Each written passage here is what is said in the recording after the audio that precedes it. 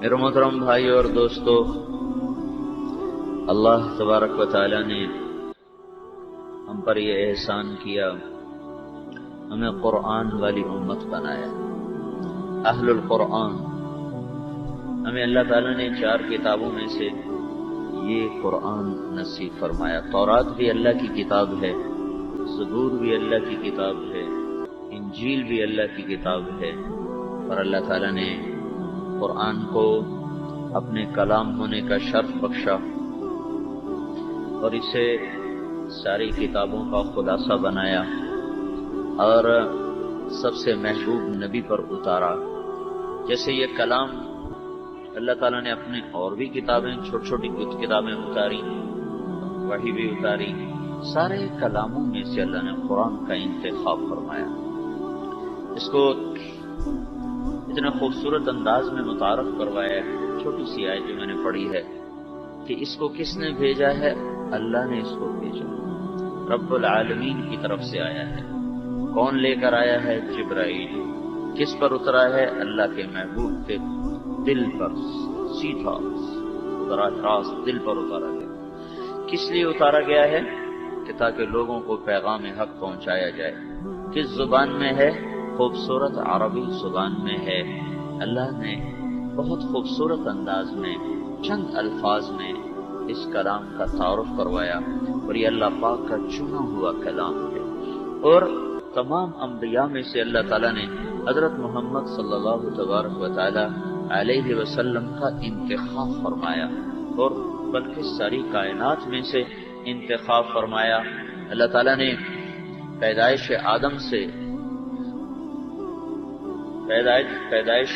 سے پہلے نہیں، پیدائش کائنات سے پہلے سورہ یاسین کی تلاوت فرمائی۔ پیدائش کائنات تو ارب سال پر محیط ہے، کم سے کم جو اندازہ لگایا گیا ہے وہ 15 ارب سال کا ہے، زیادہ کا کوئی پتہ نہیں ہے۔ پیدائش کائنات سے 1000 برس پہلے اللہ تعالیٰ نے سورہ یاسین کی تلاوت فرمائی۔ سورہ یاسین کہاں سے شروع ہو رہی ہے؟ یاسین والقرآن الحکیم، مجھے قسم ہے قرآن حکیم کی۔ آگے کیا کہہ رہے ہیں اللہ؟ انک لمن المرسلین، تو میرا رسول ہے۔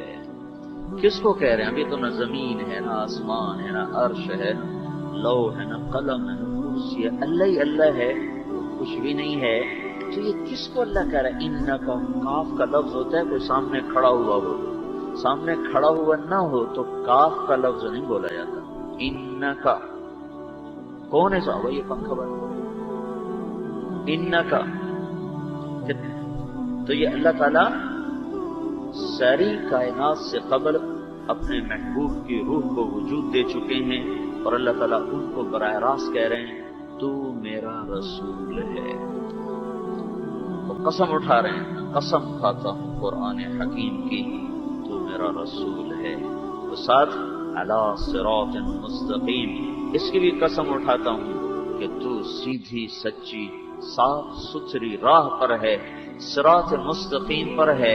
ابھی کچھ بھی نہ تھا تو اللہ تعالیٰ یہ قرآن پڑھ رہا ہے، اور اللہ اپنے محبوب سے خطاب فرما رہا ہے۔ تو اللہ نے سارے نبیوں میں سے حضرت محمد صلی اللہ تعالی علیہ وسلم کو منتخب فرمایا۔ آپ کے لیے کلام بھی چنا ہوا ہے کہ اللہ تعالیٰ کے محبوب نے ارشاد فرمایا کہ میرے اللہ تعالیٰ نے اوتیت المثانی مکان التورات، اللہ تعالیٰ نے تورات کے بدلے میں مجھے سورۃ فاتحہ دے دی ہے۔ والمائدۃ مکان الانجیل، اللہ تعالیٰ نے انجیل کے بدلے میں مجھے سورۃ مائدہ دے دی ہے۔ والحوامیم مکان الزبور، اللہ تعالیٰ نے زبور کے بدلے میں مجھے حامیم کی 7 سورتیں دے دی ہیں۔ وفضلت بالمفصلات، باقی قرآن کے ذریعے سے اللہ تعالیٰ نے ہمارے نبی کو عزت بخشی، فضیلت بخشی، بلندی مرتبہ اللہ تعالیٰ نے عطا فرمایا۔ اب اوتیت خواتیم سورۃ البقرہ وکانت من کنوز العرش فخصصت بها دون الانبیاء، اور میرے اللہ تعالیٰ نے مجھے سورہ بقرہ کا آخر عطا فرمایا، 2 آیات، آخری 2 آیات، اور آپ نے فرمایا کہ یہ اللہ تعالیٰ نے مجھے اپنے خاص خزانوں میں سے یہ کلام اتار کے دیا اور صرف مجھے دیا، مجھ سے پہلے کسی نبی کو نہیں دیا۔ تو اللہ تعالیٰ نے آپ کے لیے کتاب وہ چنی جو ساری کتابوں کا خلاصہ ہے۔ پھر آپ نے ارشاد فرمایا کہ کوئی امت اپنی کتاب کو یاد نہ کر سکی، صرف نبی کو یاد ہوتا تھا، بس صرف نبی یاد کر سکتا تھا۔ امتی کو نہ تورات یاد، نہ زبور یاد، نہ انجیل یاد۔ کھول کے پڑھتے تھے، بند کرتے تھے، سب کچھ بھول جاتے تھے۔ ان کی نماز میں کتاب نہیں پڑھی جاتی تھی، ان کی نماز میں تسبیح پڑھی جاتی تھی، ذکر ہوتا تھا، تسبیح ہوتی تھی۔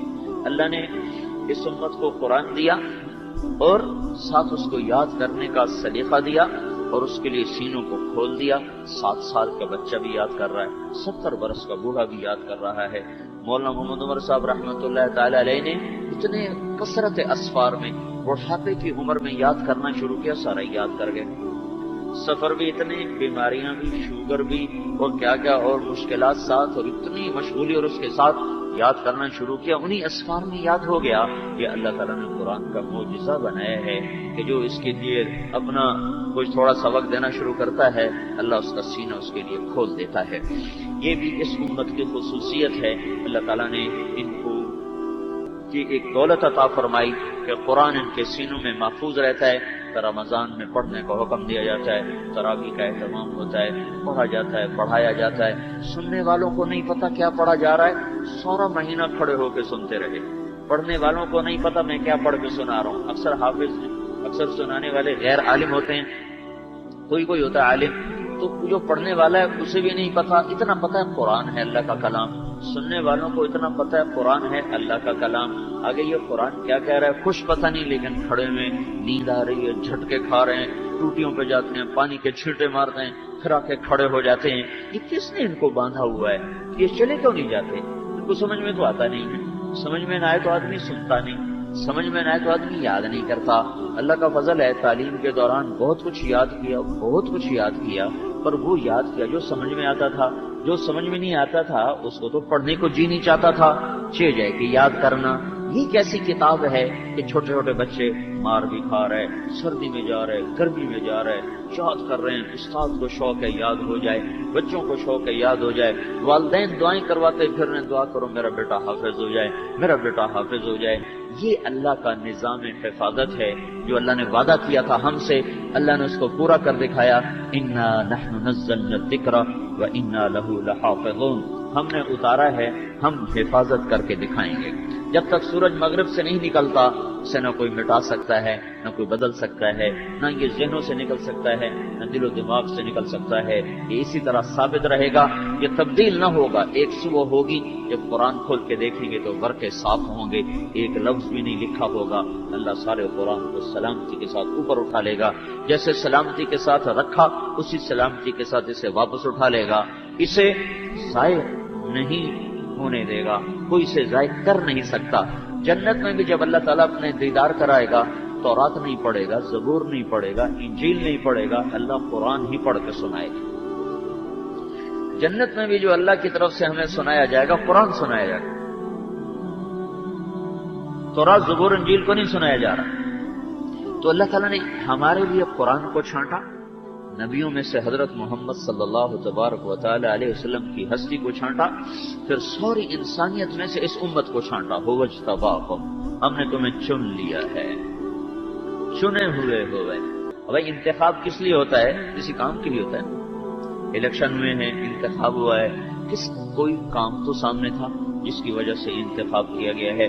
تو اللہ تبارک و تعالیٰ نے انبیاء علیہ السلام کو چھانٹا اور منتخب کیا تاکہ وہ نمونہ بنے اور ساری انسانیت ان کی پیروی کر سکے اور ان کی بتائی ہوئی راہوں پر چل سکے۔